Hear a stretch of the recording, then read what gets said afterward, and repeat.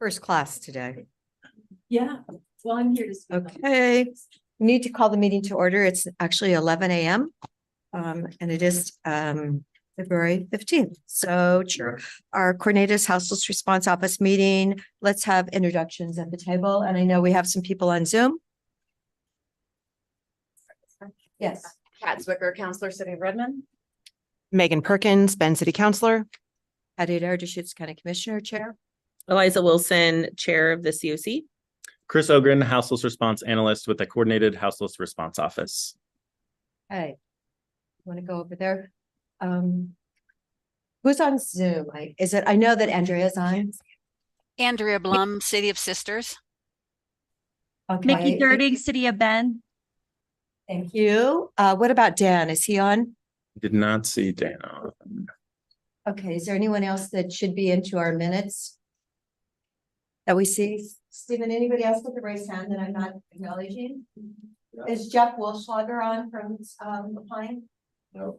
No, Carrie Prosser. Carrie, yes. Carrie, would you like to introduce yourself? I think she's just a panelist or not a panelist. Okay. Well, I didn't know if she wanted to be in the minutes.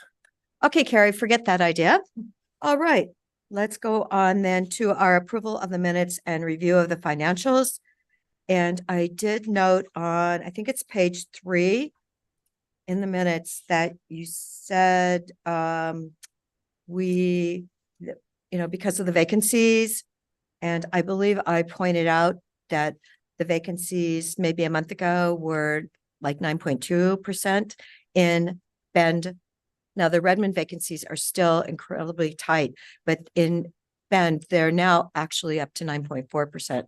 Yeah, and so I remember in the last meeting you had noted that I had mistakenly written in there that the wrong vacancy rate. So we updated December's minutes to reflect the vacancy rate that you'd mentioned then. Okay, well, it's again in the minutes from January.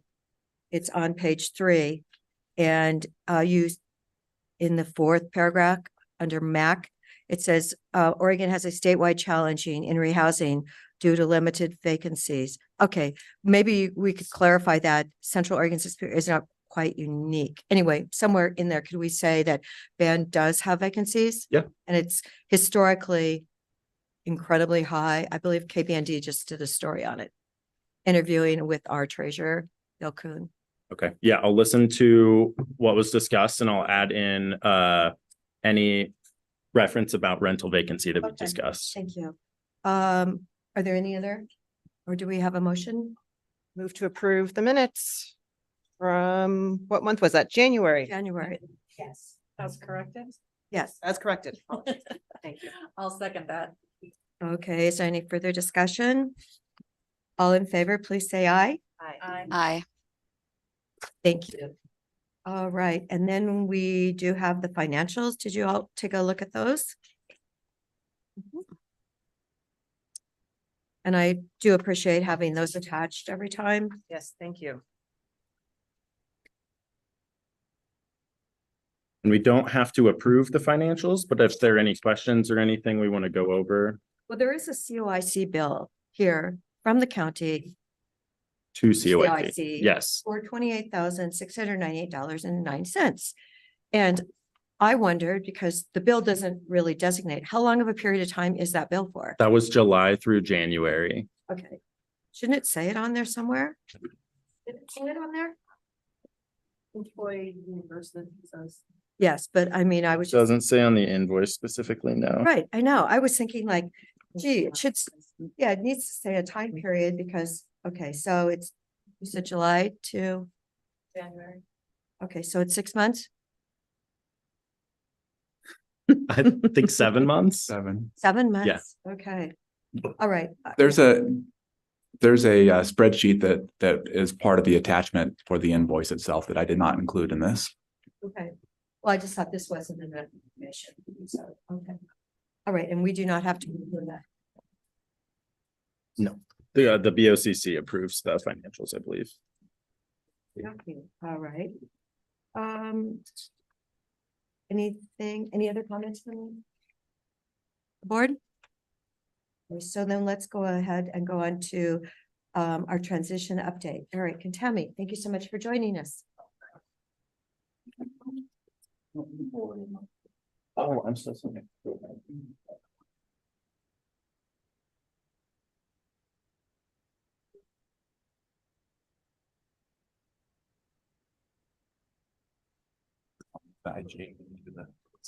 Sure.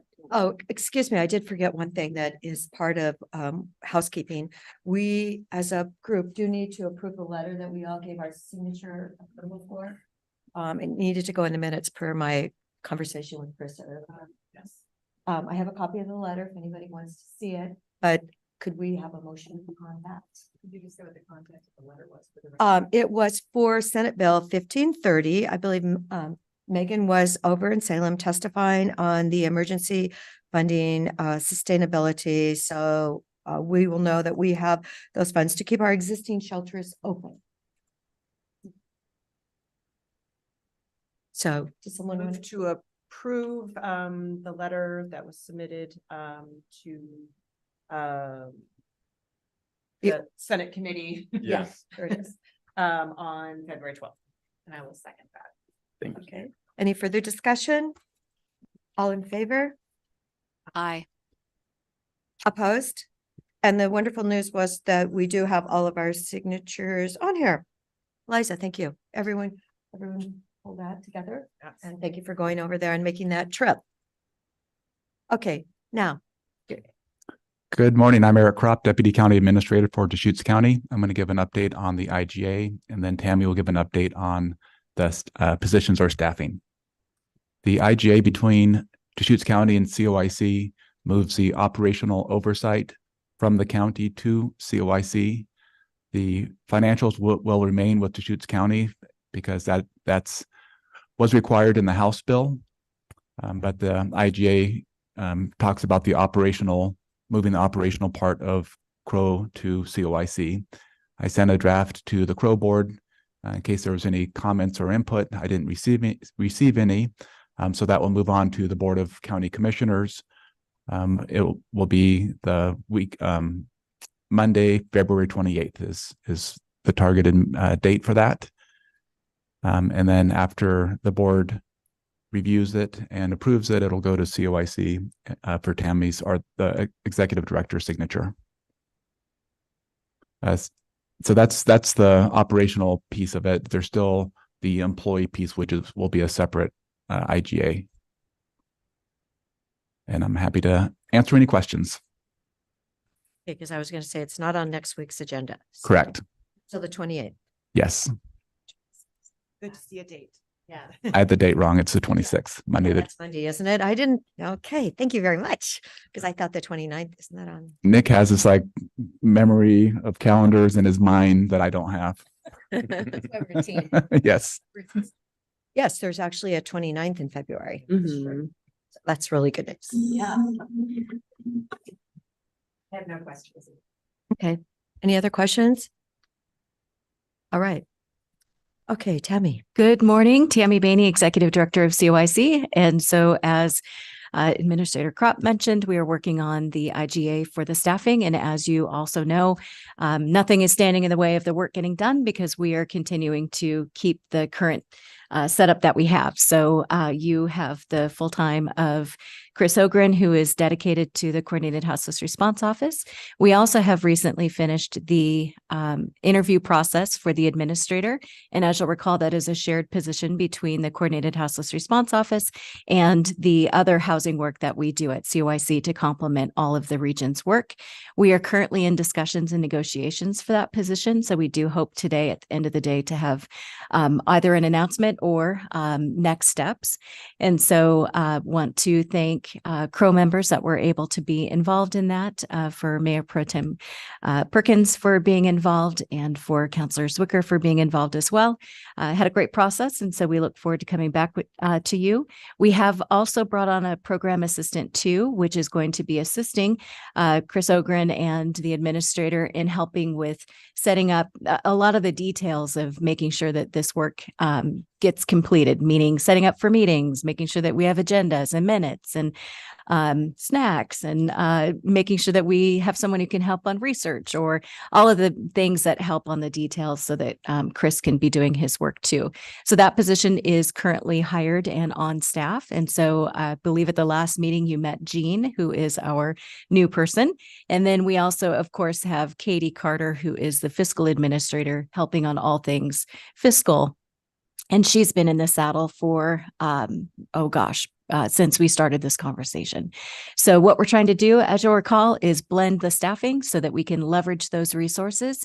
And knowing that a lot of this work ties into work that's going on in Jefferson and Crook too, we wanted to make sure that we're making good use of that time and those investments and tying it all together. So that's where we are. Happy to answer any questions. So what is Katie? Katie's fiscal then you said? She's a fiscal administrator, correct? So she is the one who will be working on any, she is the one that will be working on the RFP process. She'll be the one that will be helping on if we have any grants or if there's anything fiscal that touches for the Coordinated Houseless Response Office, she will be the person that, she currently is the person who's behind the scenes, and she'll continue. At the time of transition, we likely will bring her so that you can meet her, but she's the one that's keeping the engine running.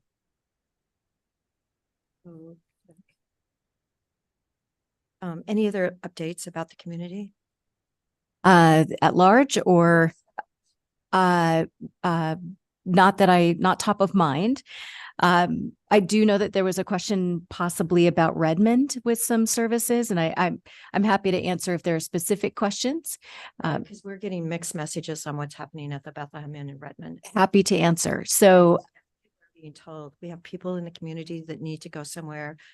They need a warm bed, they need a room, and yes. So yes, so there are two opportunities that are coming online. One is the Old Mill Inn and Suites, as you know, will be starting to be able to place individuals as early as March. What time period in March? But that is coming online. We're working with our provider network to be able to work on a master lease agreement and be able to make sure that that's managed appropriately.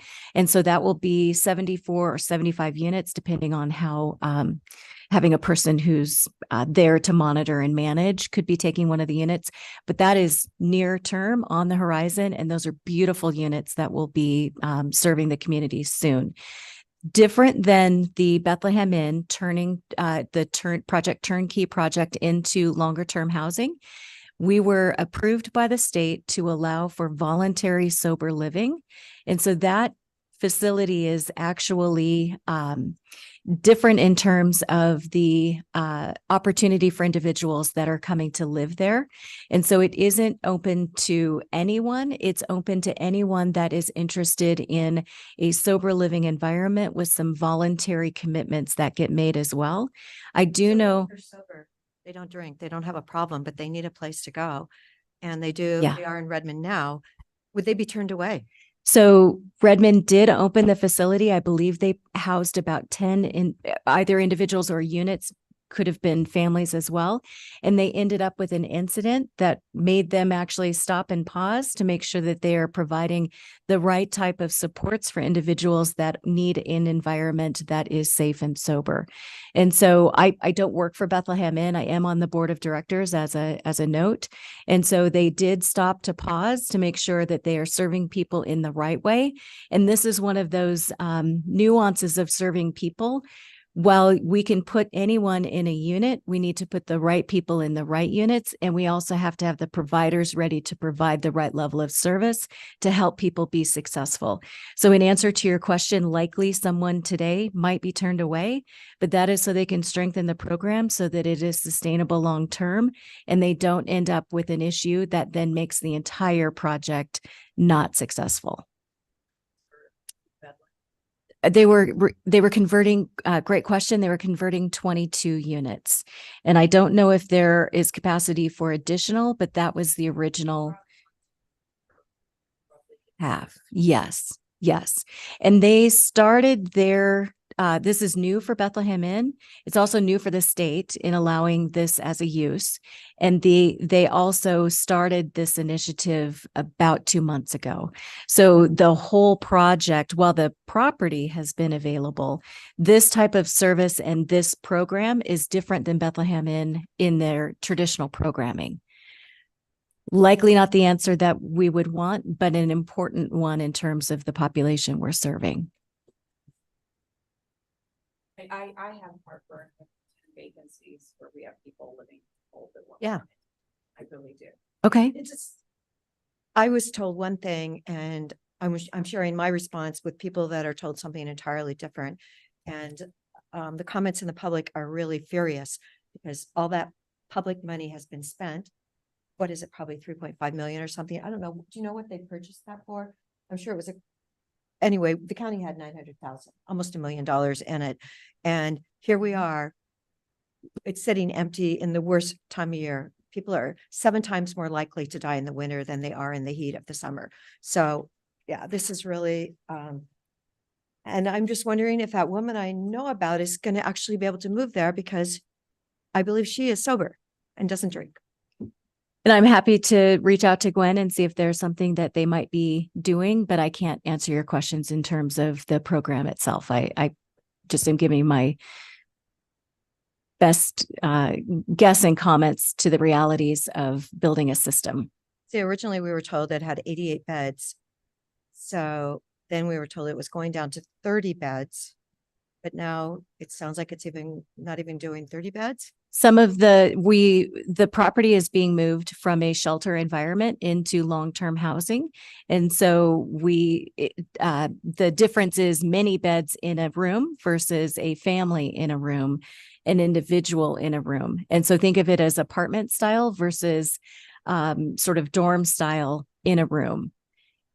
Yeah, so number of beds may be different depending on who would fit, like goes into the unit. So it could be more than 22. Family Yeah. goes into the unit. So it could Far more than 22 people, but the rooms themselves might only have 1 bed versus previously it could have maybe had 6.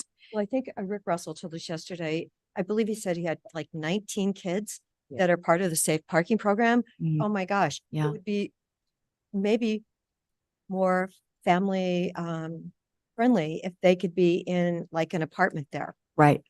And I do know that 19. I think it's yes. And I appreciate your commitment to getting this right, as well as your commitment to getting people off the street and into safe shelter. This is a challenge that we will likely continue to see because our provider network is being asked to stand up a lot of expanded services in new ways that we will need to complement their capacity at the same time as being able to place people. And so I don't know that to be the need at Bethlehem Inn, but I do know that we are experiencing it at the Bethlehem or the Old Mill Inn and Suites. Some of our service providers are saying we just are maxed out. So we're trying to add capacity there, of course, as a system. But I just share this, that the frustration is likely not to be one that we get through right away. But we are all sharing in the same pain of seeing people that are unhoused. About our service providers being maxed out. We talked about they need more people working for them to complete their jobs. Correct. So what we could be doing as office is helping get people educated in the system as opposed to billboards and marketing. But things we can do to kind of get boots on the ground. And these are the things that I feel like to coordinate and move forward. We Sure. need to hear from the providers because, I think the Bethlehem Inn basically shut its doors right before the winter hit. So end of October, November, December, January. And now we're helping 10 people at the worst time of the year. And that seems like a complete lack of communication with the system to me. And I appreciate those comments. And I don't know if it's 10 people or 10 families, but I know that that's not 22 units full. So what I think would be helpful is I know that the Homeless Leadership Coalition does have the ability to network with providers. I might encourage us to think about having an update on what are the capacity challenges for our network providers. I know that burnout is a reality too. We're seeing that, of course, in public health and behavioral health too. So I would maybe ask Eliza if there's something that you might think of that we could be doing to help bring that forward and see if there's some options and things that we could be doing to help address it.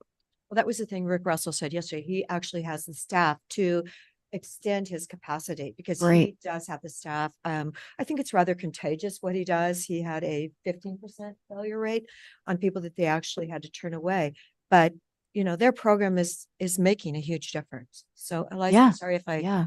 No, cut they off your are. thought. I think that's a good point of like, and something that we need to get into when we're looking at like a strategic plan for the region, or, you know, part of that being Deschutes County, of like, what are the providers that can expand and have capacity to expand? And what are the providers that are needing support, and how can we support them? So I think just like an overall like needs assessment of, I've heard that from Rick and Rick's team as well, of like, the plan to expand and the ability to expand, and likely with the Medicaid waiver funds and with case management and stuff, that will continue for their team, and how we can support other providers in the capacity piece of like case management, other things like that, that I know staffing is a main issue. I wrote a note while you guys were talking, because I do think that there are ways that the board can support providers with capacity and staffing, even at the state level. I was thinking about like me being a youth provider and understanding like the issues with the background checks right now. It can take 4 or 5 months for a person's background check to come back to work with youth. And so our programs are really struggling to hire youth, because if someone has lived out of state, we have to wait. We have 30 days for each state to respond to that person's background. So for us to even get a background check back. So there are, I think, some things that we could do like at a high level to support, but I think really looking at like, what are the needs, where are the gaps, and maybe it is partnerships between two providers to kind of fill those gaps. But I agree that it's part of the high desert home, you know, right? Really doing an assessment of what the needs are and where I'm we happy can to help support. facilitate that. So Chris, is that part of our strategic plan to Yeah. Yeah, to building capacity and assist with? Yeah, I think it's our strategic priority. Number 3 is to increase provider capacity. I have it in expanding. Number 4 is addressing the crisis of unsheltered homelessness. And within that, we have increasing provider capacity to provide services, helping advocate for more funding. And then priority 3 is expanding services for people experiencing or at risk of homelessness. And a lot of that feeds into supporting providers as well. And I would also offer, not that I am a provider or have been one, but I think on the funding side of things, when there isn't recurring funding to support some of this work, like what you all just advocated for in the legislature, it can create a really tough set of mental calculus for an executive director trying to figure out how we keep staff on when we don't know if we're going to get the funding to pay for them. And so I think continuing to advocate for recurring funding opportunities helps our providers locally scale to meet the need instead of being expected to do it on a moment's notice. if I may, one of the things that we were able to do with the executive order funding that directly benefited the Coordinated Houseless Response Office is we created a provider benefit fund. And those were flexible funds to be able to be used to build capacity. It was a unique way of investing the dollars that the state was not entirely sure that it made great sense, but we were made a compelling case that if we don't have the network that can provide the services, it won't matter if we build additional shelter capacity. And so that has been taken advantage of by many of the providers to help with some of that gap funding and unrestricted funding that's so desperately needed. But you raised great points. I think it's something that we should be hearing more from the providers on about the need. I agree. Even if we want to, if the board would want to do like an assessment and ask providers, or maybe that's already happening in another capacity, you know, through the state, or maybe that data is already out there of like what their gaps are in services and what their needs are. Or maybe that's something we've done through the MAC group. I don't remember. I feel like we've done so much work in the last year, and that likely that information is out there. But then also I think it would be great to have a conversation with Beth Lemon. How can we support? What are the barriers? Because it's true. I have seen those community comments as well. Yeah.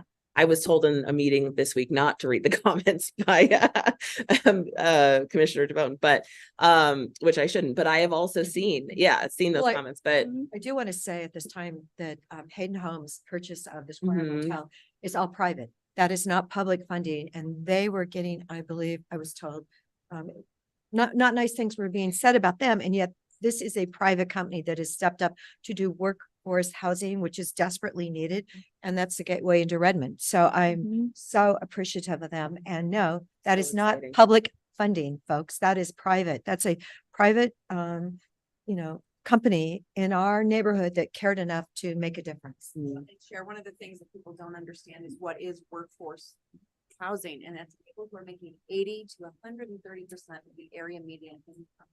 So these are people desperately working jobs that need places to live. And so how would you not treat your neighbors any better? Great at home. Great place for it. So very, very happy to have Hayden as partner. I know. I was so excited to hear that, because I do think sometimes people forget that, like, if we free up units, other people can use those units. So regardless of what part of the income, level someone is going to fill that unit, and we're going to have other units available in the community, and it's a huge need. Well, it's a huge need. It's 20 studios and then maybe two bedrooms, but Mhm. I had been begging a lot of people, and it's always amazing.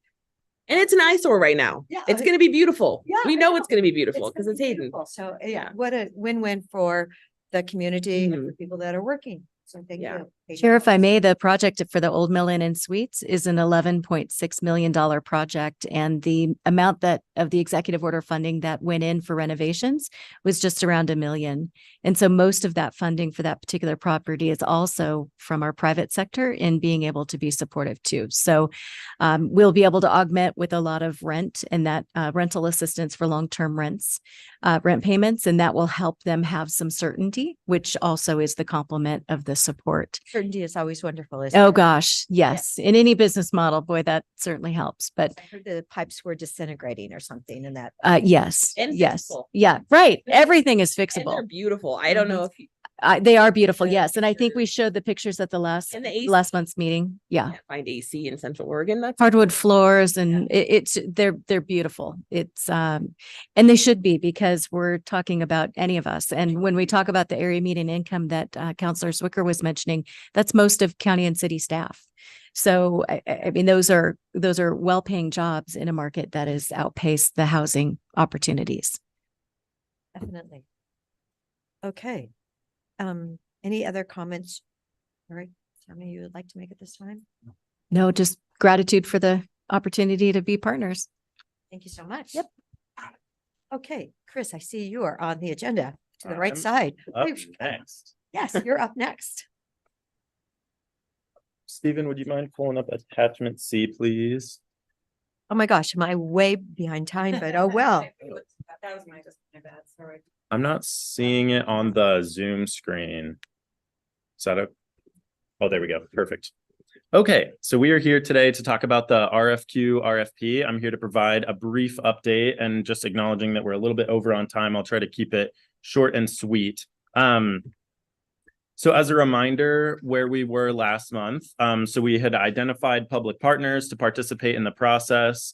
The public partners had highlighted key themes, and we'd shared those with the board, and we'd all agreed that community engagement, assuring safety and quality of life for all, and a commitment to respecting and protecting public partnerships were the key themes kind of guiding us through this process. Last month, I shared an anticipated timeline and also some priorities from the public partners that are contributing funding to these efforts. Those priorities are utilizing public properties, a priority for local clients, a robust community engagement process, and then emphasis on protecting and preserving partnerships. And so I'm here today to let you know that we, after discussing with staff and some of the community partners and public partners, staff thought it was best to delay the timeline to allow for a little bit more information to come in before we make a decision. And so first off, it was a little naive of me to assume that we would get folks to commit millions of dollars to a project without really knowing what it was. And so hearing feedback from folks, we have fully separated the RFQ and the RFP. And the RFQ is going to be really focused on an organization's experience, capacity, and track record offering these types of services, and then is also going to look at a high level suggestion of kind of what they're proposing. Then that'll lead us into the RFP, which will have a little more clarity on the funding that's the funding amount that we have to offer. And then we'll get into the nitty gritty about what a provider is really hoping to do.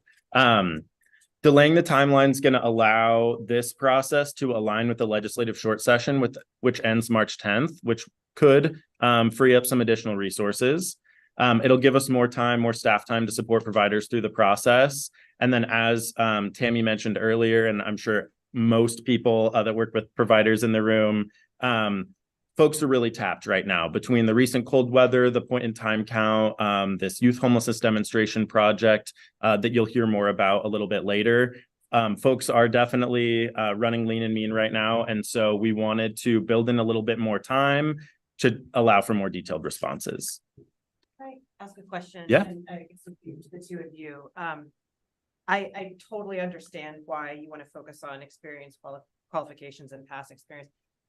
My question is there a concern that by being so limited, we would restrict a new organization or from being able to participate in this? And I think that that's a fantastic question. And so like what we've been hearing in the community is there is not a long list of providers that are chomping at the bit for this. And so I think we're trying to build in what we want to see, but allowing in the process, potential to award someone who may not have done this before, but we are going to score projects or applicants who have done it before higher.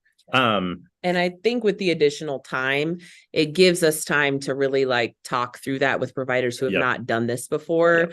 So that we can look at like, okay, what are they proposing? Maybe that's not quite right for the community. Like talking it through with them and like really supporting that process. Yep, absolutely. Great.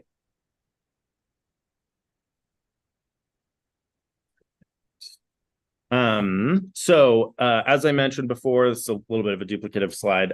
So request for qualifications is going to be the first step, experience, qualifications, and capacity. And this process actually kind of comes from the city of Bend, what they did with Central Oregon Villages. And I heard from some of the key staff that ran that solicitation, Amy Fraley over at the city, had said that it was really helpful to do the RFQ first to allow local governments to be able to work with the operator through the RFP process so we can, get to what will work and what we both want at the end of the day.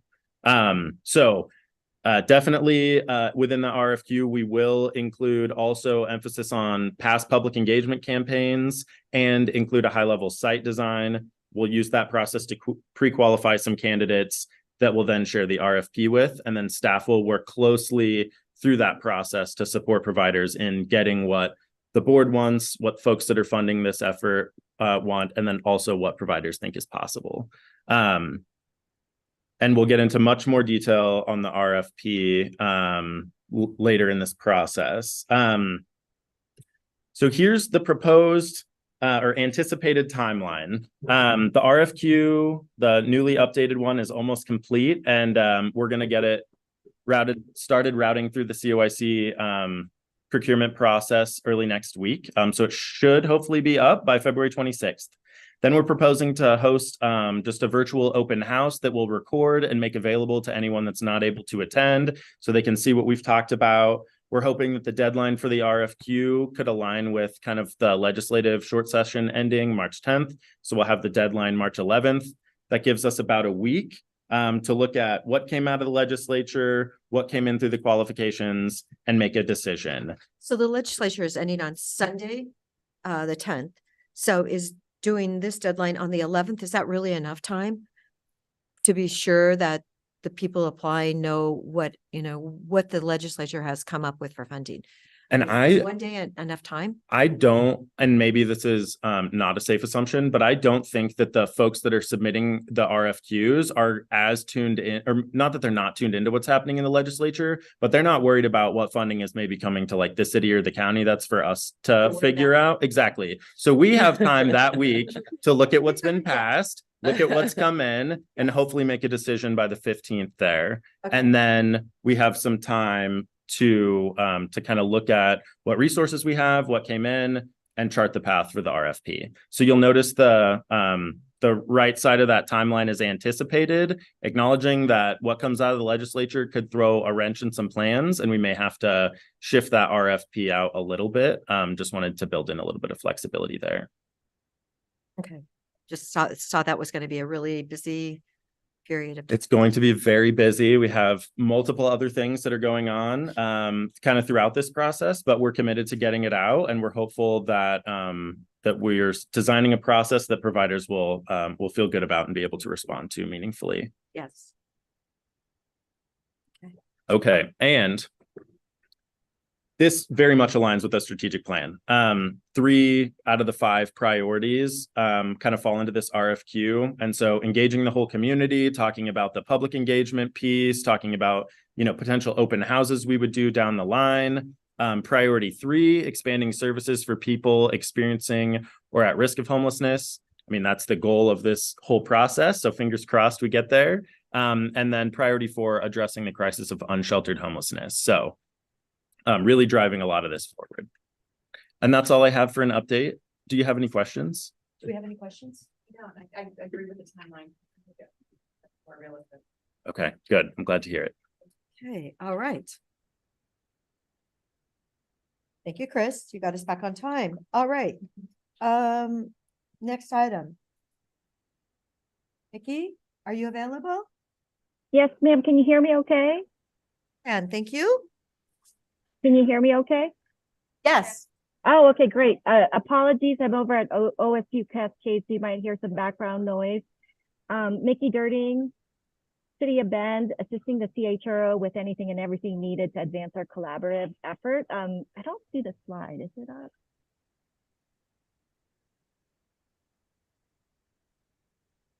Chris, can you help me with this? Oh, there you go. Next slide, please. Next. Oh, there you go. Perfect. So at the January 2024 meeting, the CHRO board asked staff to come back with a breakdown of what we would be spending on as it relates to the broad engagement strategies that the PPR recommended and the board approved. Next slide, please. But first, some background as a refresher to get us all back on the same page. And for those new to the conversation, who is the PPR? These are the folks in the room that are that consist mostly of administrative executives from public land agencies that you see on the slide. And they're in our region, and a few staff from the participating CHRO county and cities, as well as the chair of HLC and the CHRO ex officio board member, Eliza Wilson. We were enlisted to generate recommendations to address unsanctioned encampments in Deschutes County. We started off with creating a foundation of values and criteria that the board aligned on, one of which is to ensure comprehensive and broad community engagement. Next slide, please. At the December board meeting, the CHRO adopted the PPR technical package, which includes community engagement strategies, recommendations, and approved the next steps, including launching broad community engagement strategy. Next slide, please. At the same board meeting, the board aligned on the sequence of events. And as you can see from left to right, the PPR spent July to November to produce a technical package, which included the community engagement strategies recommendations. And then after that, the board adopted the technical package and approved the next steps. And all throughout, there was direction from the board and demand from staff and community to please ensure community engagement is all throughout, early and often. Let's bring the community along, make sure we are transparent and there's no surprises. Next slide, please. And to clarify, and as a refresher, there are 2 PPR engagement strategies. If you look at the December CHRO board agenda package, next slide, please. I've included the link that you see at the bottom of the page. If you'd like to view it, it's attachment D. It's 5 pages.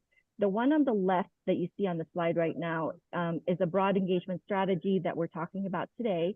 The one on the right is a specific siting engagement strategy, which is going to be part of phase 1 of an upcoming RFP. So that'll probably be proposed in Q2 2024, and when approved, executed shortly after that.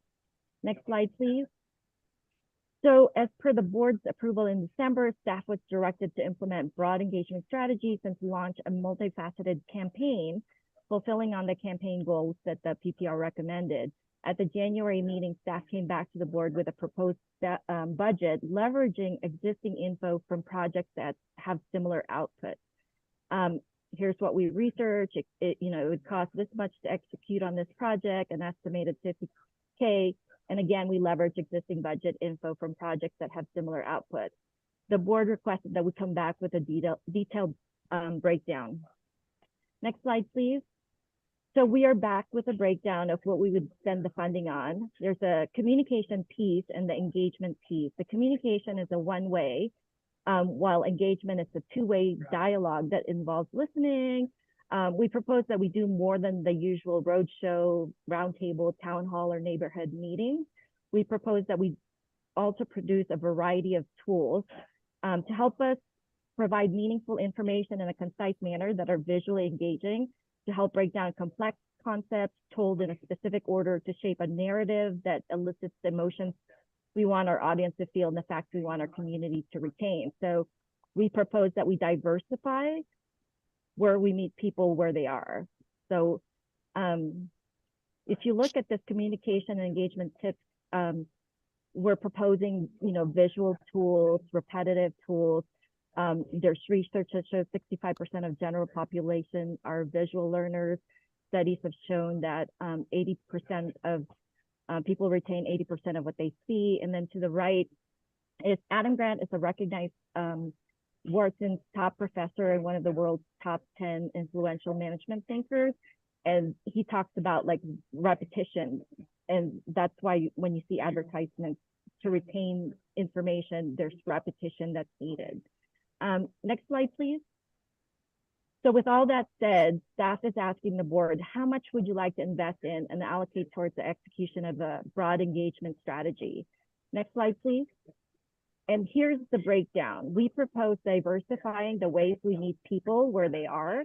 We recommend that we produce public service announcements, that we air those repeatedly. We produce a video or two.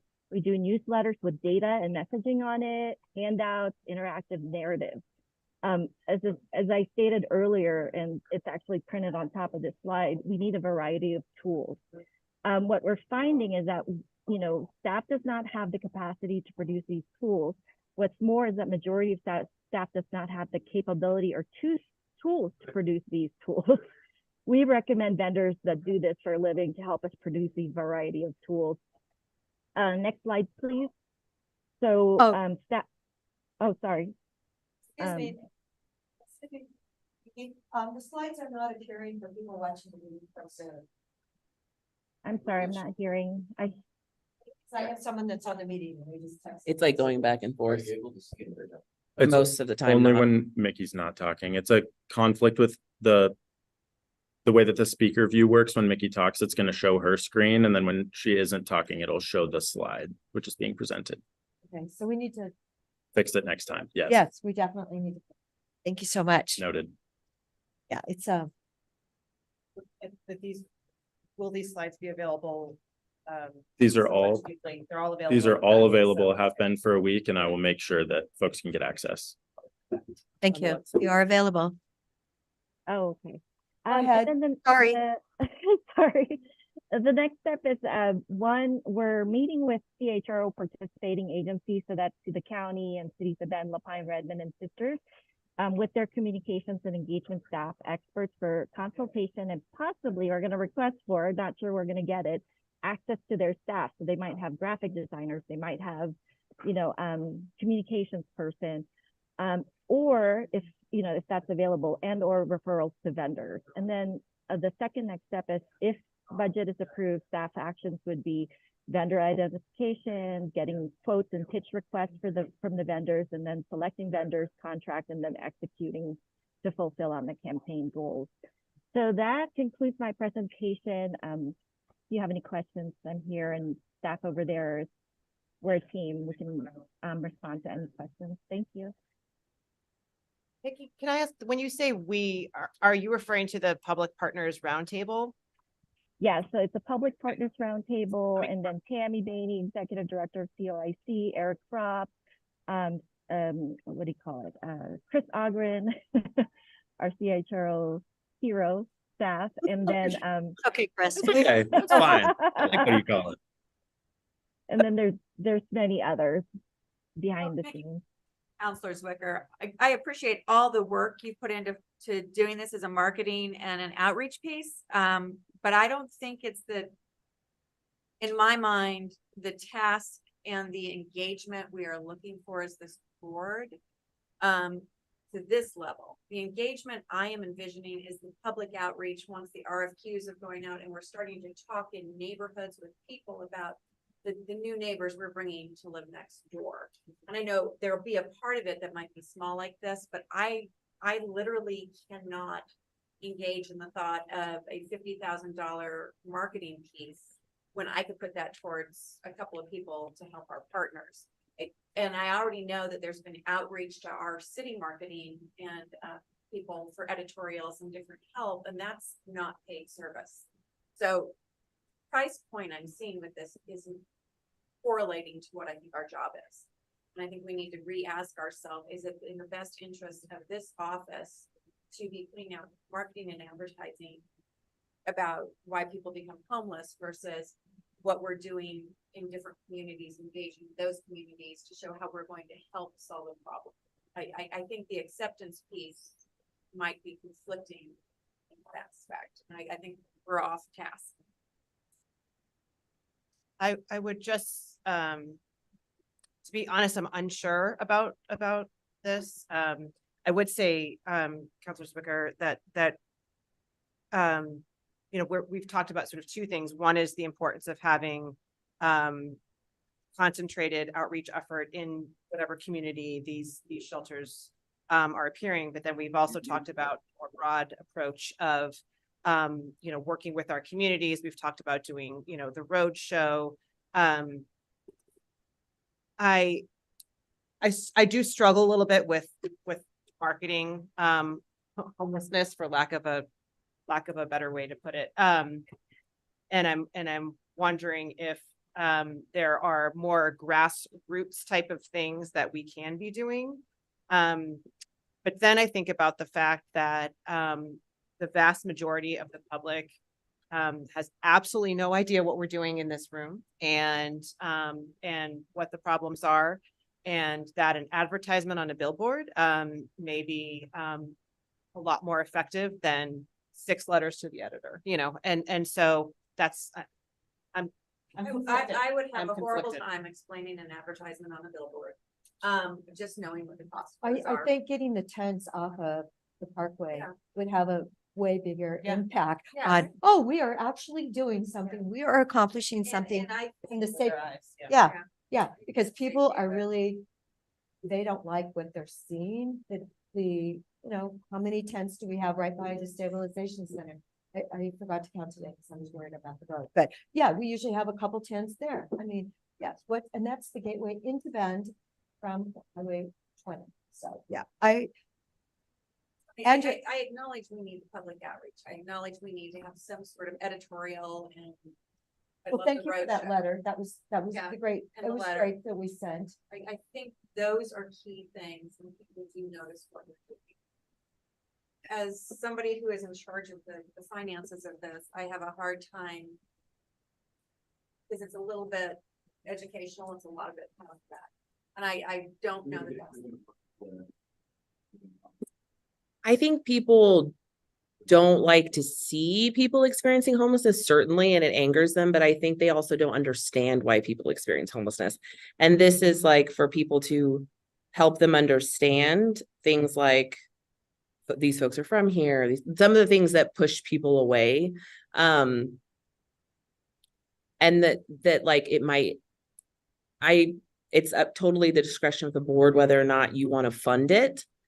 but it has been very successful in other communities for the community to understand that the folks who are experiencing homelessness here, it's like, it's a bigger issue and it has a lot, it's not always the person's fault, and that the anger that the community is feeling is really just not understanding the issue or being able to have empathy because they don't understand. And so I think it addresses that. And then when we were to do something like have like a sanction camp or a new shelter, we would experience less anger and fear because we did this pre-work. And that was the thought, I think, of the group, of just like helping the community understand so there isn't as much anger and fear. It is true, people don't want to see folks suffering. I don't think any of us do. How we respond to that is different sometimes, depending on the person and their level of knowledge about what puts people there. Counselor Blum, do you have anything to add? It is a quandary. I feel like Kat does to some degree, in the sense of, is this really where we want to spend our limited resources? And would some people react with, well, if they've got all that money to put up billboards, then, why aren't they providing housing? But I can definitely see, advertising works. It's a known factor, and how much of the public opinion can be actually improved with some advertising if it's done right. So, I can see the pros and cons of it myself. It's hard to know. I heard her say that this has worked in other communities. I would like to hear a little more about where it has worked and how it worked. And I can send that information to you guys. Yeah.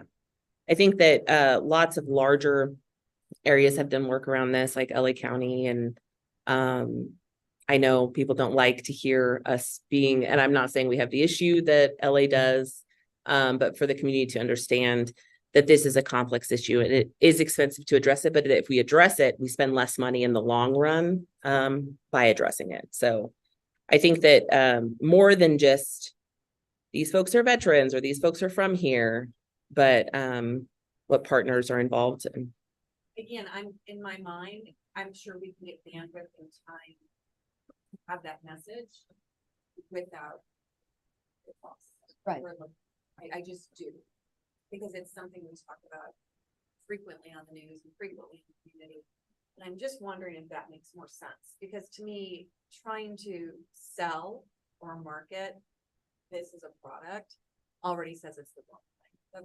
That just makes me as a constituent angry that they're trying to show me something, make me understand, make me believe. It's not Coca-Cola or Doritos. So I don't want to treat it that way. And I keep hearing from people, they keep saying, it's been lost. Portland is gone. It's been next. And, that's why reading between the lines, what Lynn was saying the other day, Lynn, who works for, on the Unitarian Church Safe Parking, and he works with Central Oregon Villages. He was saying the most vulnerable are those people in the tents. And I think the best marketing we could do would be find a home for them to move to, and, and have their issues addressed on a one-by-one basis. Because it's really it's quite overwhelming for them. Tammy. Well, thank you. Again, Tammy Bainey, Executive Director of COIC. I believe what we're looking for is some boundaries and clarity on what it is that you want to see.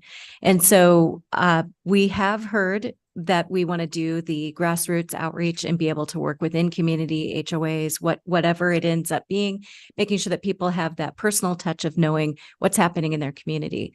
We also were hearing that we wanted some higher level sort of general education pieces of what is the issue, what are some of the solutions, and how do we come together as a community. And so this is a combination of that. And I don't believe that we're looking for, we want to be able to spend up to this amount. It's that as we're trying to refine these pieces that you are asking for, we want to know what we're working with.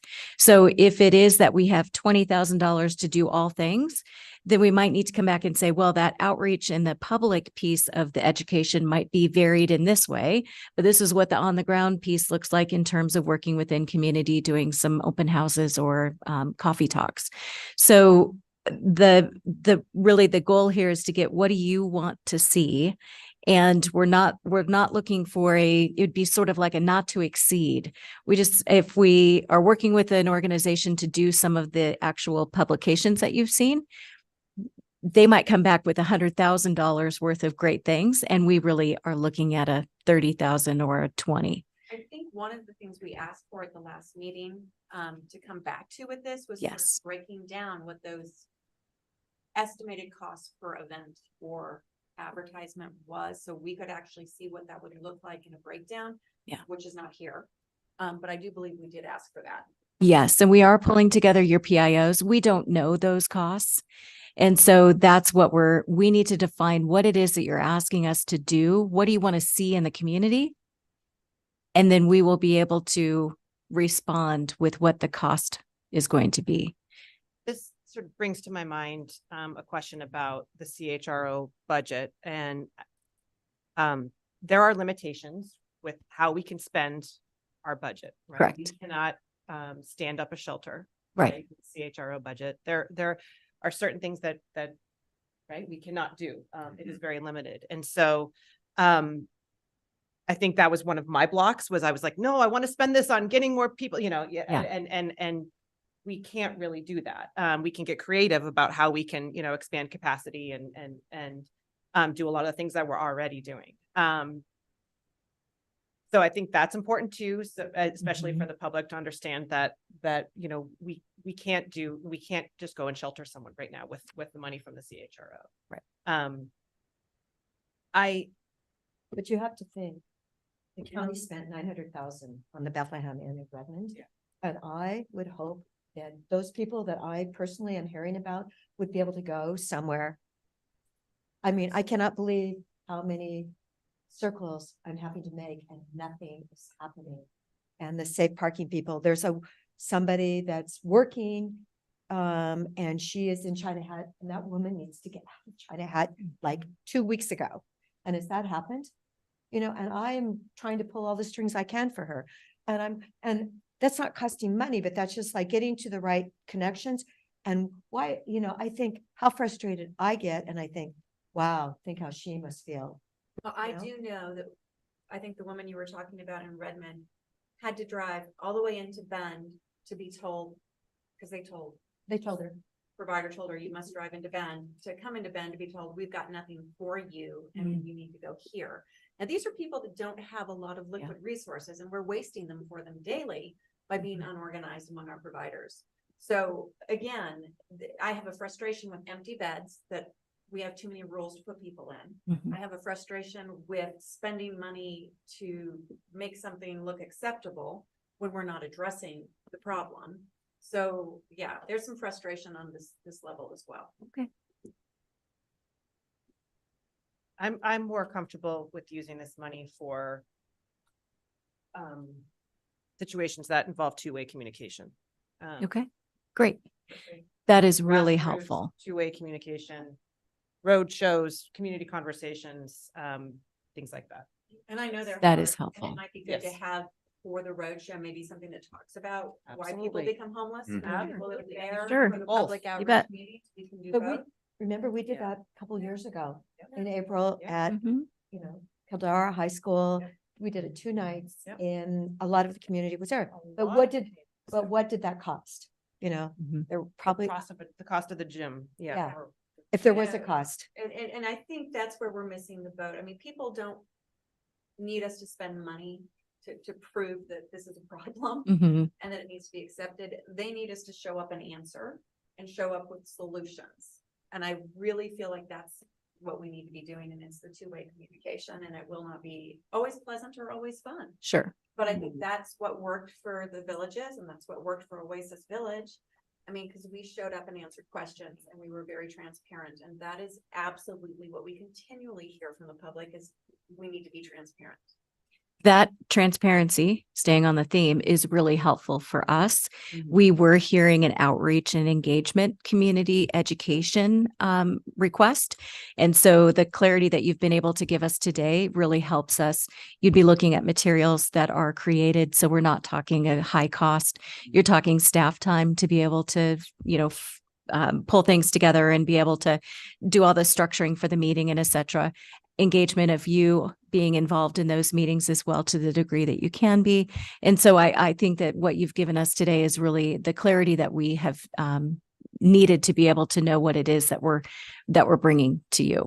And I do have a safe parking presentation with the churches that are involved in the program now. I believe it's in March. We have it set up for. Great. So that's another, reaching out to the community that I don't think there was any cost involved. So, the good news is Yes. people need to hear about it maybe on a one-on-one basis. And as you had also asked, Chris has gone forward to pull the PIOs together. And for those that do the marketing and outreach within and the communications within each of your jurisdictions.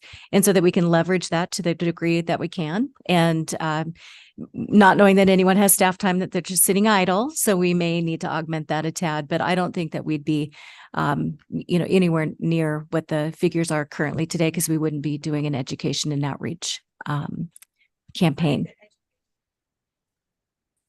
And if Sure. we need, we're into the 6 months, we find we need to push out an RFP, whoever is awarded the RFP, and we need to push out on that project. Sure. I would have better ability to accept that if we were pushing out marketing pieces for a new village or a new center, or so people would understand, here's the success over here, and we're duplicating this over here. Mhm. Got it. That I Yeah. think would go over really well, and then they would understand what we were doing. Yes. That makes great sense. So I want to say, oh, please. I was just gonna Sorry. say, I just, I'm confused if we're in agreement about, the fact that we need both specific site, public engagement and the broad engagement piece, as well. I wasn't sure by what you said. For broad engagement, for me, it would be after the fact. The broad engagement would be when we've awarded this RFP, and now let's have a whole broad engagement piece for the whole public to see within the region that this is what we're doing and why. And it could have some of the aspects of the face of homelessness, and these are the people we're serving Mhm. twofold. So it's a project that's in process. These are our partners. We're educating. That to me makes sense. To create a broad engagement piece to get people to understand homelessness and not have a solution attached to it is just fraught with peril. I think Well, it's and then not you a good guys, idea. don't forget the news this last week.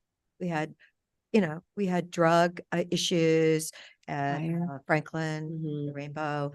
We had overdoses in the parking lot next to, what is it? 3 of them within that overwhelmed the Bend. Police Mhm. Depart- I mean, With yeah. the fires. So, and 15 fires since the 1st of January. So the community is definitely seeing what is happening, and we've got a big job.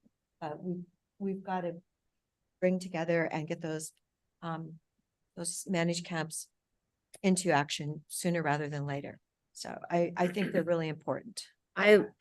Sorry. I was just gonna say, I really like the idea of having some sort of like, if you're gonna have a bunch of people together, like neighbors, and being able to like talk back, have some sort of like storytelling type aspect to it, because I do agree, they hear the negative, we hear a lot. We too, as providers, hear a lot about the negative stuff, and we don't hear about the things that we're doing right, so that we can duplicate those things.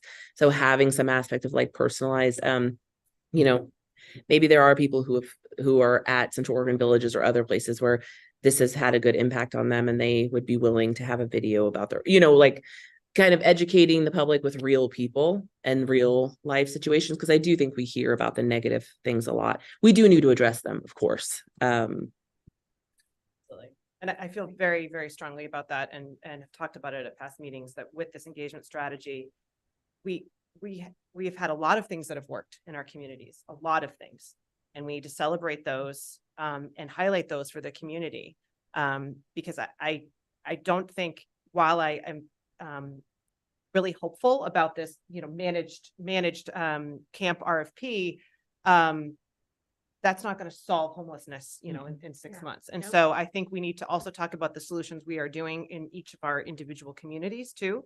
And highlight the work and so people see the people that have transitioned into stable housing, people hear the stories, and talk about how we want to take those successes, like you were saying, and Mhm. use them Well, to remember- further our work. Yesterday, Rick actually had a 15% failure rate, but he was really upfront about it. And I think that's what I appreciate about him.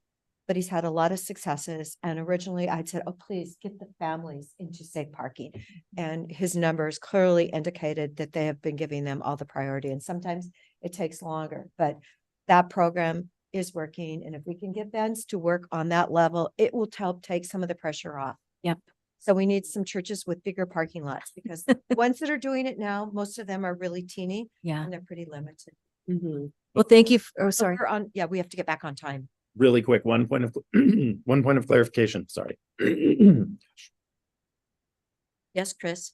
Sorry. So, Counselor Zwicker, I heard you say that you were interested in doing public engagement and public outreach following the RFP.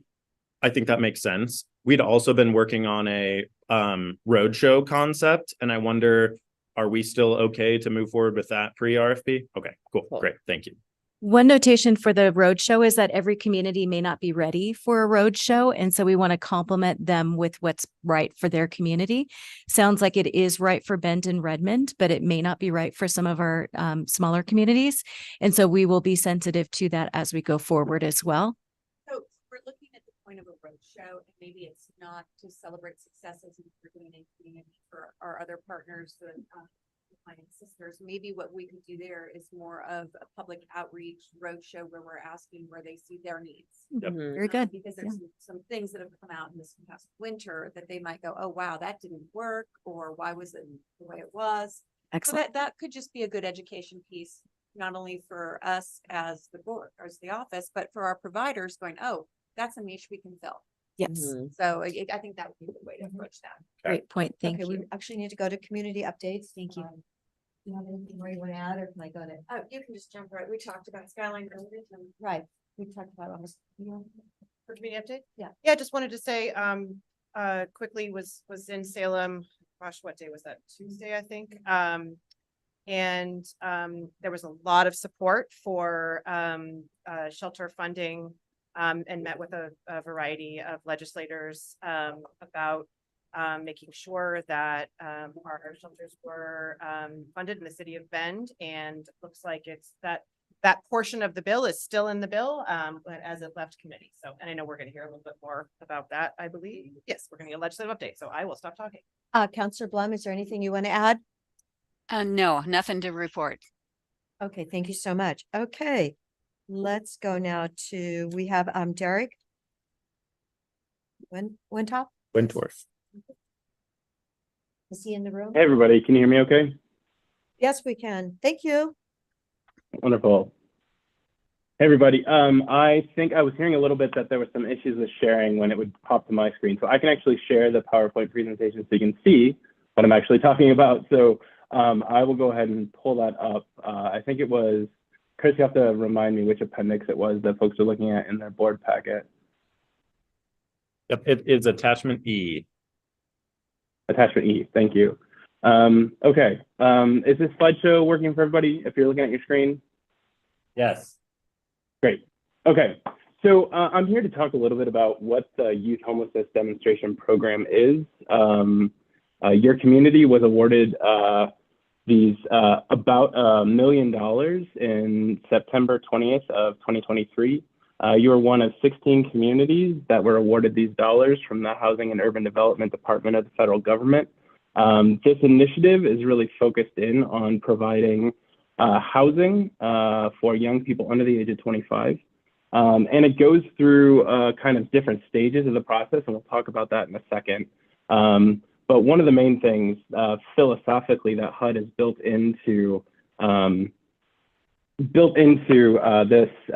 this process has been making sure that young people, local young people, are at the center of the decision-making process for building out the plan that HUD needs to be able to review and approve, and then making sure that young people are engaged in and are making the decisions on where those awards are being allocated.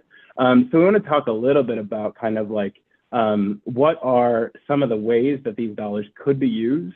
Where are we in the process right now? And then talk a little bit about some opportunities that you all can have to help this process moving forward, and then make sure we have some time for questions. So as I said, there was nearly $1 million awarded to Central Oregon. That is actually awarded over a 2-year demonstration period, right? So we talk about the award being announced in September.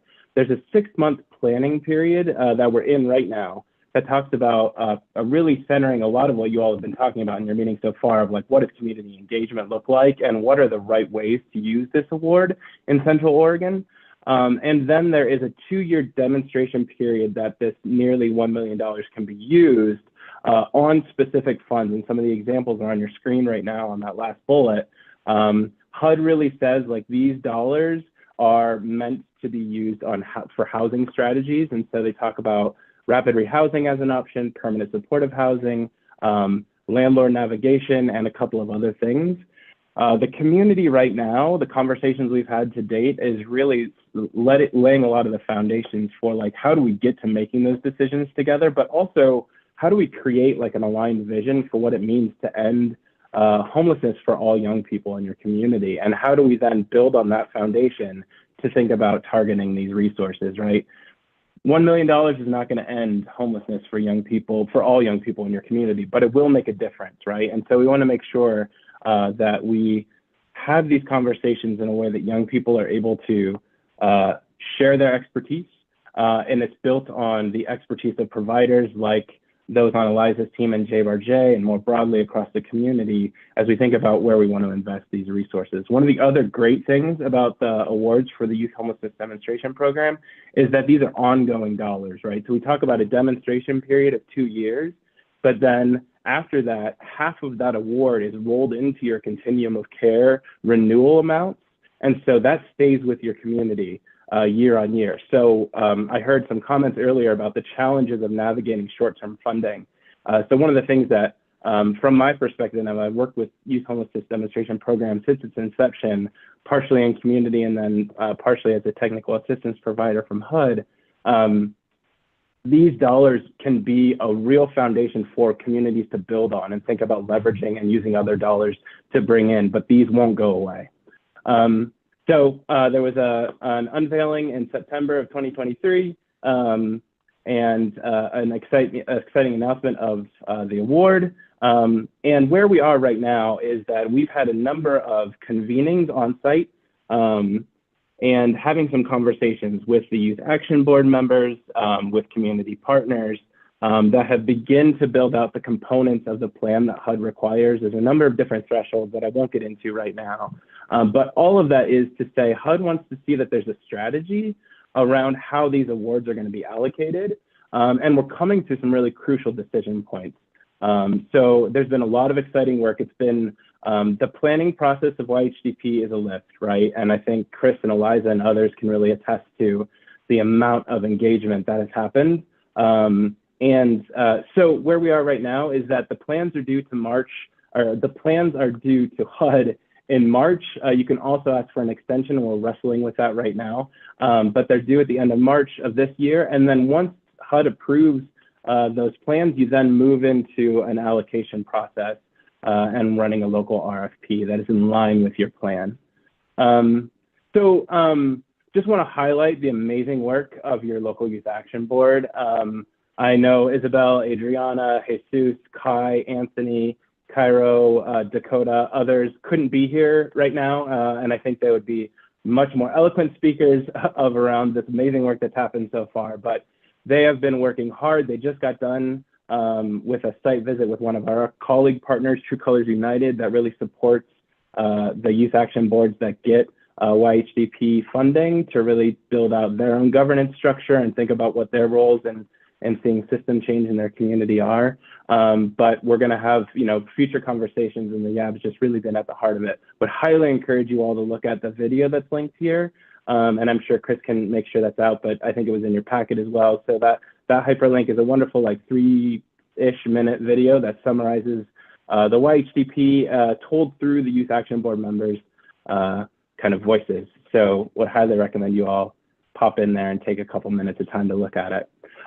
So I think there's a couple of different ways that you all as board members could look at like supporting this effort, and then love to hear Eliza, Chris, please jump in because you all have led so much work. But I think continuing to elevate like this work, I know you all are thinking about like what's the next page on your strategic planning work, and how do you think about what has elevated in the youth homelessness demonstration process, and what does it mean for your community to really like hear from young people and then turn that into a planning process.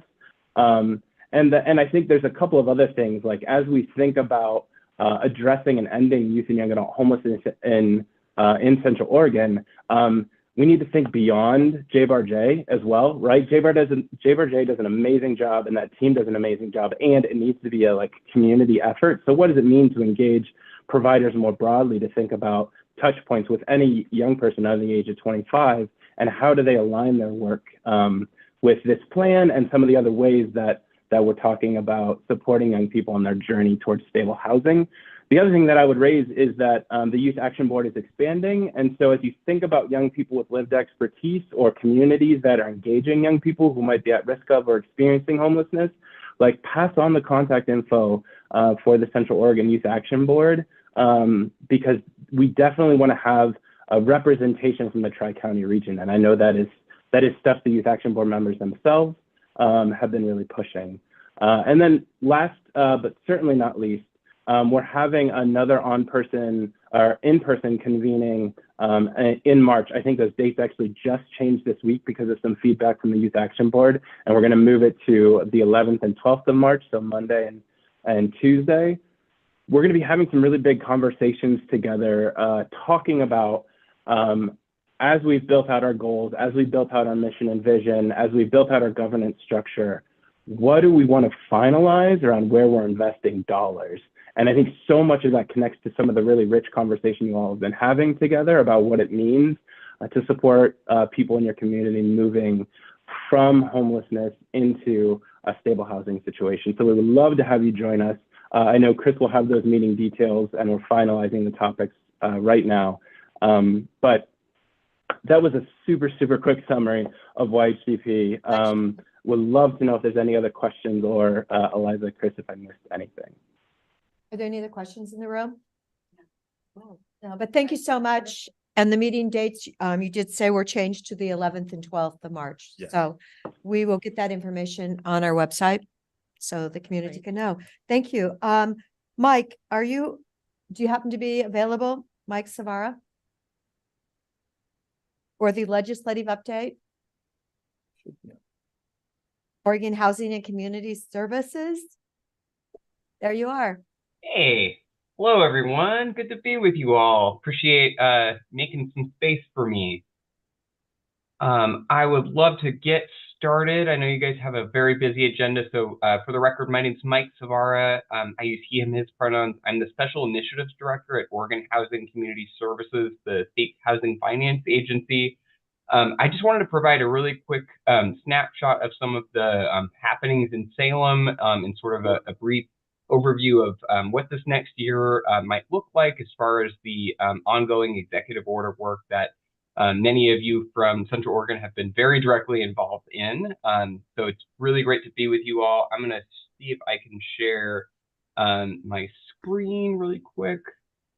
I just have a one-pager that I'm going to kind of walk through, and then I can share this afterwards. So I wanted to just kind of start before jumping into the one pager, I guess really with just a recognition of like the incredible work. I've spent the last 20-30 minutes just listening into all of the incredible work that staff have been talking through and you all have been engaging with. So just really appreciated that. I wanted to just highlight a couple things in terms of like the results of Executive Order 2302. As far as Central Oregon's incredible contributions and work have gone. So this is a dashboard that we can share later on. This dashboard shows the actual data that we've collected and the number of people and shelters that have been created under Executive Order 2302 for Central Oregon. And so as folks know, Governor Kotek declared a state of emergency on her first full day in the office, January 10th of 2023. And this brought in local resources, local expertise, and formed MAC groups, multi-agency coordinating groups that really have been pivotal in responding to homelessness over the last year. And I wanted to just kind of highlight what some of the outcomes of those investments have been and some of the hard work that folks across Central Oregon have been doing. So you can see here that both of the critical goals that the MAC group has been really primarily responsible for under the executive order have been not just reached, but really far exceeded. So we can see that folks have been able to create 183 emergency shelter beds to date as of January 10th of 2023, adding 111 low barrier beds. And have also added many households, 239 households to date, back into permanent housing.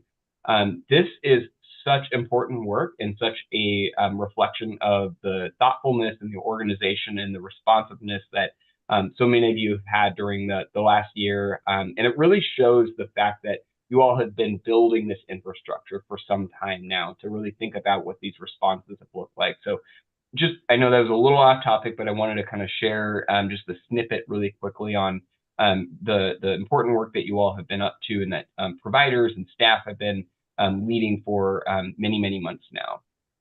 So with that, I wanted to kind of lay a little bit of a groundwork in terms of what is happening. It is, we're 10 days or so into this short session here in Salem. And so it's been a very active session. As many of you know, we saw some really important testimony this week around shelter needs. And really, we're continuing to see, just as things materialize, where the needs are and where things are going. So I wanted to kind of highlight a couple key investments that OHCS and the governor have been advocating for this session, just kind of make sure everyone is aware of this.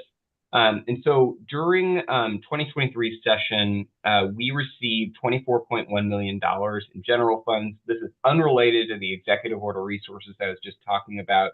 And the intention of that investment was really a one-time fund to ensure that funding that we've created from the last few biennium that have gone to shelters, creating shelters, renewing shelters, was really allowed to continue those operations. I know many of the shelters across Central Oregon are key in this investment and that have received resources. And we're really proud of the work that we've done in partnership with local communities the last few years to really build out our really dire needs for shelter across the region. So really excited about that.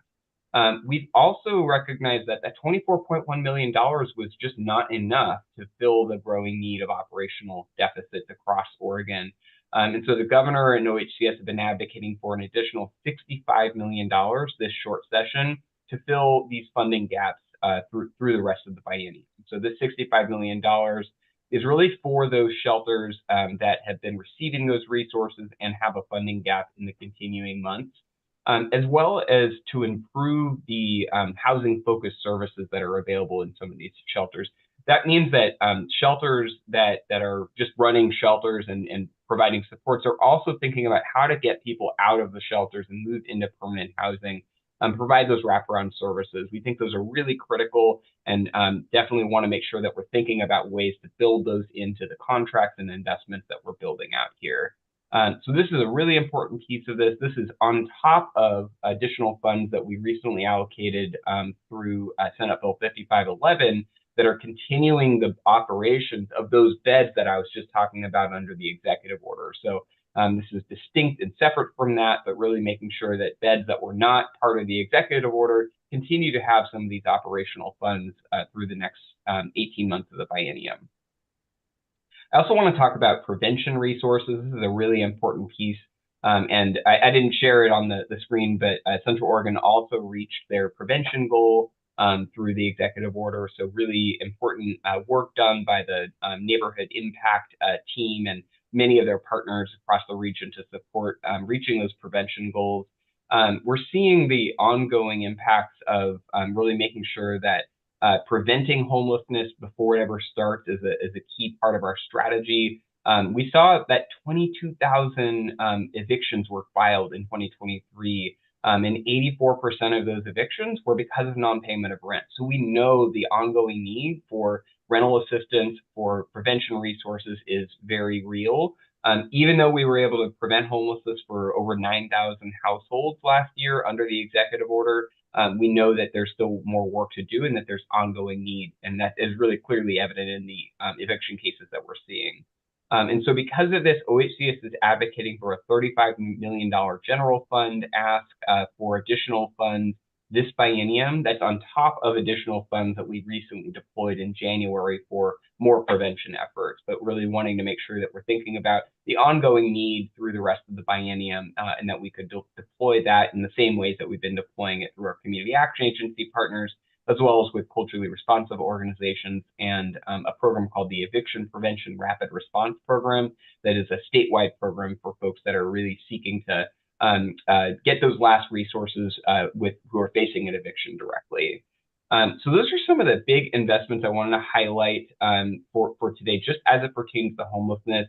I'll share this one pager that has additional information about some of the important investments that are also part of where the governor is really leading us around housing production. And so there's this $500 million package that's really critical to understanding sort of the root cause of homelessness and really building our response to ensuring that there's additional resources for building out our affordable housing stock. So this is really kind of a lot of information I'm sharing today. So I appreciate the fire hose here.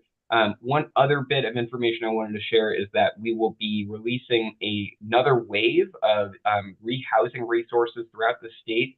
And this is actually part of the new executive order the governor declared on January 9th of this year, that builds on what we built under Executive Order 2302 and really builds up the additional capacity we've seen from communities, really taps into that. So there is a $39 million general fund investment that we're seeking to be released from the legislature that will really build out another rehousing program. So really making sure that we're taking what we've learned under the executive order and building more rehousing resources into local communities so that they can continue to rehouse people that they've been working with. These resources are quite flexible and allow for up to 24 months of rental assistance and really ensure that there's ongoing assistance for folks through a rapid rehousing model. So that's a bit of the sort of glimmer of all the things that are happening in homelessness at the state right now. I know that was a sort of very quick presentation, but wanted to see any questions or responses or any reactions to any of that information. So Mike, did you say you were doing a $35 million general fund ask, and then you just said a $39 million rehousing program? That's right. Yeah. Thank you so much for the question. Yes. So the $35 million rental assistance ask is for prevention. So it's really targeted for ensuring that people who have eviction notices, who are about to lose their housing, who are unstably housed, get some resource to stay housed.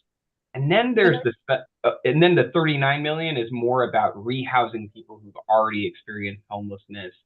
Whether that's unsheltered homelessness, sheltered homelessness, living in a domestic violence shelter, or living doubled up, especially for folks that are kiddos and youth that are in situations that are a bit more complicated in their housing status.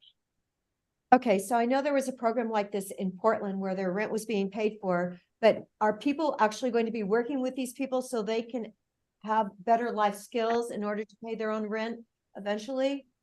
Is there some kind of program in combination with this 39 million so that they can have better life skills? Because I've been told life skills are really important.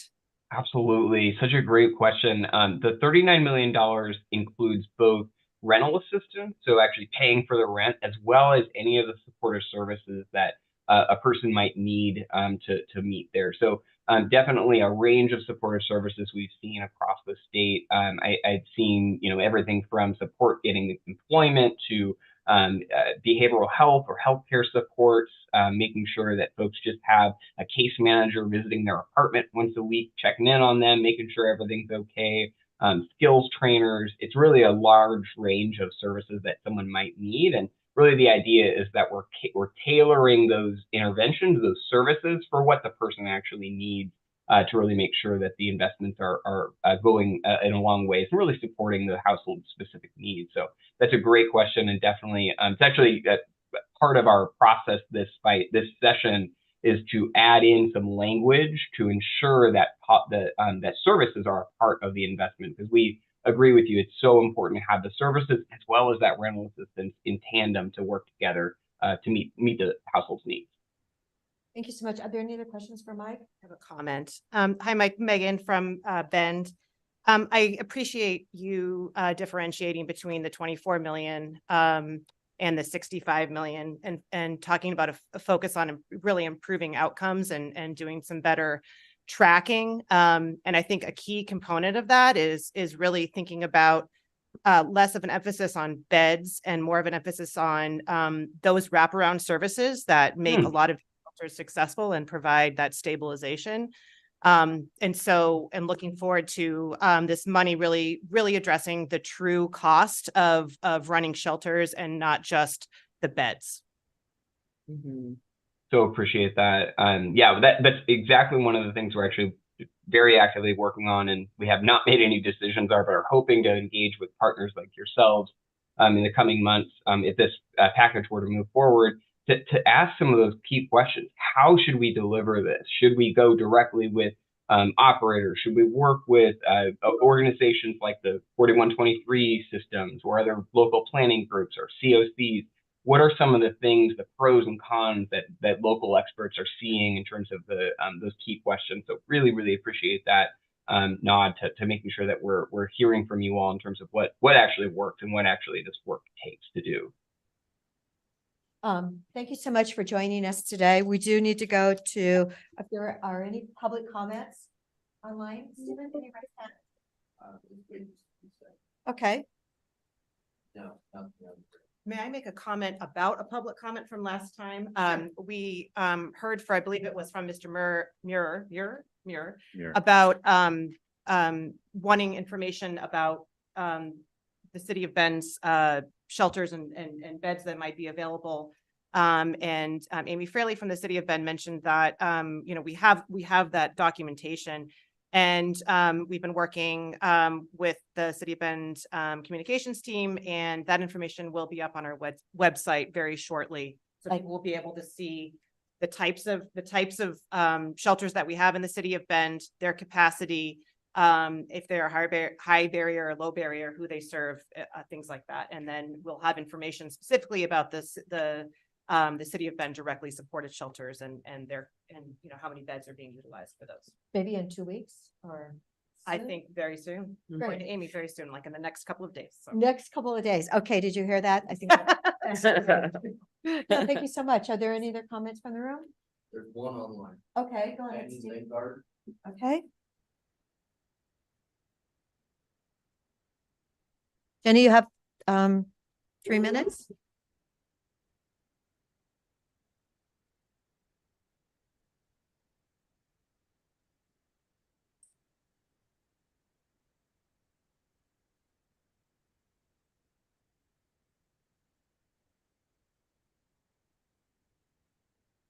Well,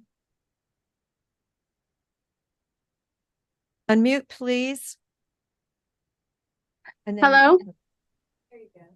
Yes, go ahead, Jenny. Hi. Yeah. So about the data conversation, that's my profession. And so I've seen organizations, departments, they really need reliable data to understand how to coordinate, how to build capacity, all those different things. So I do appreciate to hear City of Bend is going to have something published where there's the level or increased level of understanding on where's the beds, what types and things like that. But it was referenced earlier in the meeting is when people are on the streets, they don't know where the beds are. They don't know what beds are open. So it's piggybacking off of the comment I had last meeting is it's literally a Google sheet. It could be a Google sheet that is password protected across the county of here is the facility, here's the address, here is the open beds for tonight, or this is the expectation of what beds will be open. So that way people can refer to that as a real-time resource. I know there's programs that are available in different softwares and mobile applications, but literally it could be just a Google sheet to move forward on getting people that are in the forest that want to utilize a bed to know where to go.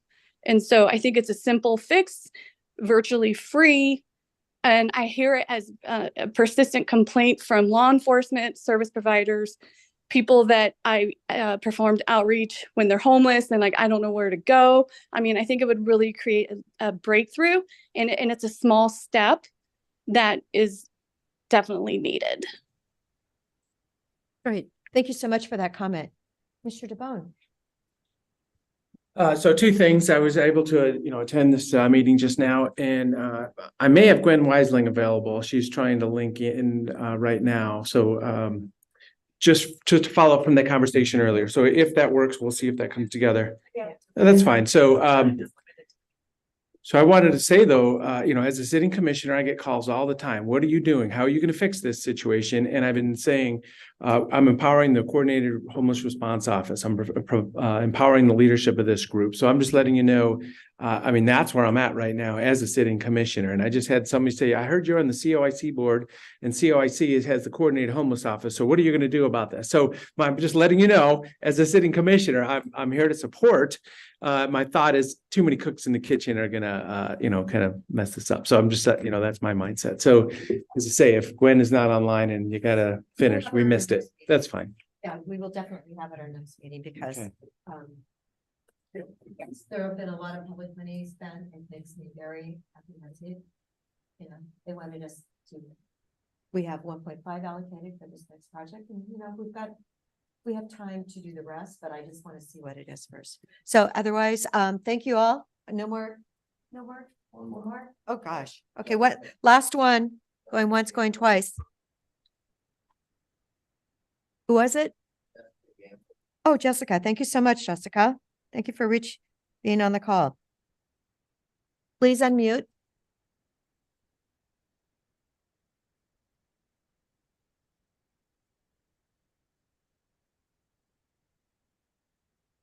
Jessica has a COHC grant for, I believe, $111,000. She's been homeless maybe 3 times, and she's an amazing person and really trying to reach out from her experience in order to move people to places where they're safer and they can make progress. Hi, Patty. Can you hear me? Yes, we can. Thank you, Jessica. Hi, Patty. Thank you so much for the introduction. So I just wanted to put this idea out there about the marketing that was discussed earlier, about some grassroots efforts and also low-cost efforts. So 2 ideas. One is being able to utilize apps like Nextdoor to be able to engage with folks in neighborhoods that are direct.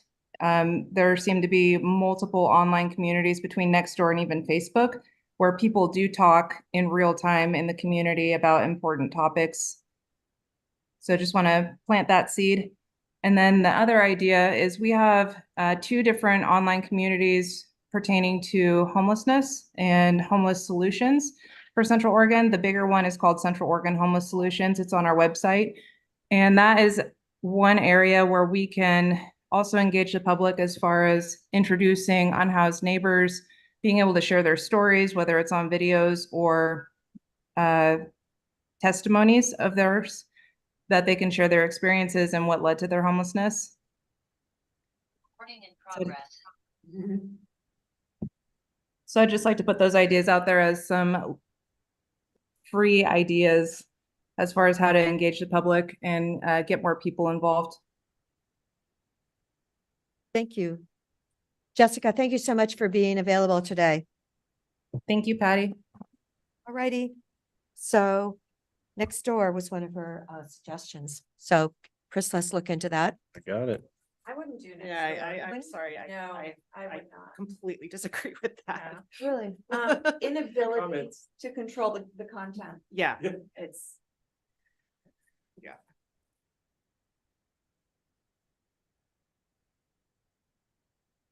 Sometimes I can make, helpful comments on it. We can't take them down, oh my gosh. I mean, there's certain people say really hateful things. and it's Mhm. not a Well, they're brawl. protected. Yeah. If they start a brawl, then you're stuck. So I think what you need to realize is there's good social media and there's negative social media. And I think that having published process is good, but opening it up to something that you can lose continuity and goes across, it might be, it's worth looking into. Well, that's why I said that about Hayden Homes today, because they were being attacked on next door. And I thought that was inappropriate. So, okay. Okay, thank you for that feedback. Appreciate that. All right, so next meeting is when? March March the- 21st, I believe. March 21st.